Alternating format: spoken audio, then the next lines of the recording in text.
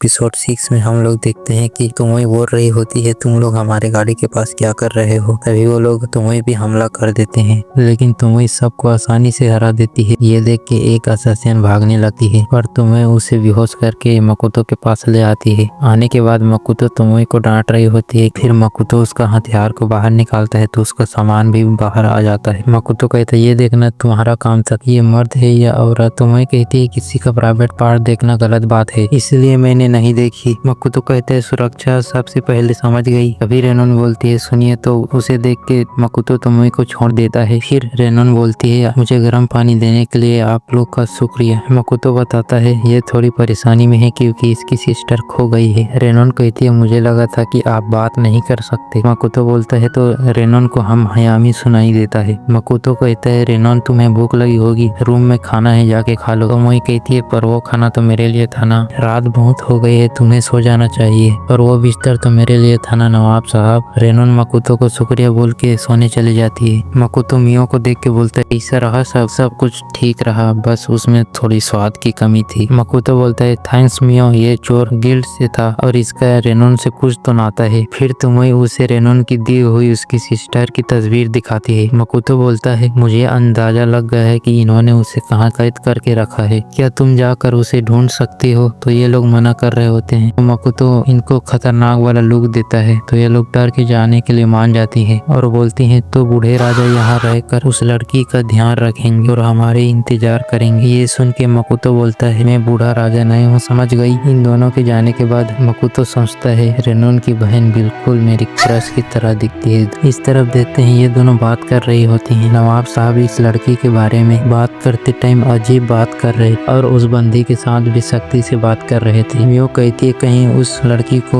नवाब साहब पहले से जानते तो नहीं है। तो वही कहती है ये नामुमकिन है, इस दुनिया में उसका कोई भी दोस्त ना ही कोई रिश्तेदार, क्योंकि मैंने मेरे शक्ति की मदद से उनकी सारी यादें देखी है। ये सुन के मियो कावरा बावरा हो रही होती है, मतलब गुस्सा आ रहा है। फिर पूछती है क्या तुम मुझे बताओगे आखिर नवाब साहब कौन है। तो वही कहती है इसके लिए तुम्हें उनका भरोसा जीतना होगा और खुद पता लगाना होगा, समझ गई। मियो कहती है तुम बहुत बुरी हो बोल के रोने लगती है। इसके बाद बोलती है सुबह होने वाली है, हमें जल्दी करना होगा। फिर मकोतो को देखते हैं फल बेचने जा रहे होते हैं। मकोतो रेनोन को बताता है मेरी बहन को ढूंढने के लिए मैंने तुम्हें और मियो को भेजा है। तो रेनोन कहती है आपका शुक्रिया भैया। मकोतो कहते हैं तुम्हारी बहन को तुम पर गर्व होगा। अब रेनोन का फ्लैशबैक को देखते हैं। कह रही होती है ने अभी तो कर्ज भरा। सिस्टर कहती है कोई बात नहीं, खाने में ज्यादा टाइम नहीं लगेगा। फिर उसकी सिस्टर एक दिन घायल होके आती है तो बोलती है हराना मेरी बस की बात नहीं रेनोन, तुम्हें इस शहर को छोड़ के जाना होगा और मुझे कर्ज चुकाने के लिए यहीं रुकना पड़ेगा। रेनोन छुपी होती है। तभी कुछ लोग बात कर रहे होते हैं। वो लड़की अपना कर्ज चुकाने से पहले ही बेहोश हो गई थी। के साथ वाला बोलता है मैंने सुना कि उसकी एक छोटी बहन। सुन के रेनोन भाग रही होती है तो उसके सामने एक आदमी आ जाता है और बोलता है कहाँ बच के जाओगी। अब देखते हैं उसकी बहन किसी रूम में बंद होती है और याद कर रही होती है मेरा परिवार कई सालों से आज भरी काम कर रही थी, हमारा एक पूर्वज शक्तिशाली राक्षस से हार गया, के साथ हमारा परिवार भी खत्म होता चला गया। खोई हुई इज्जत वापस लाने के लिए मैं दुनिया की आखिरी छोर में बसी शहर में आई थी और मुझे माफ कर देना, मैं नहीं कर पाई रही होती है। तभी वहाँ तोमोई और मियो आती है और मियो उसे हिल कर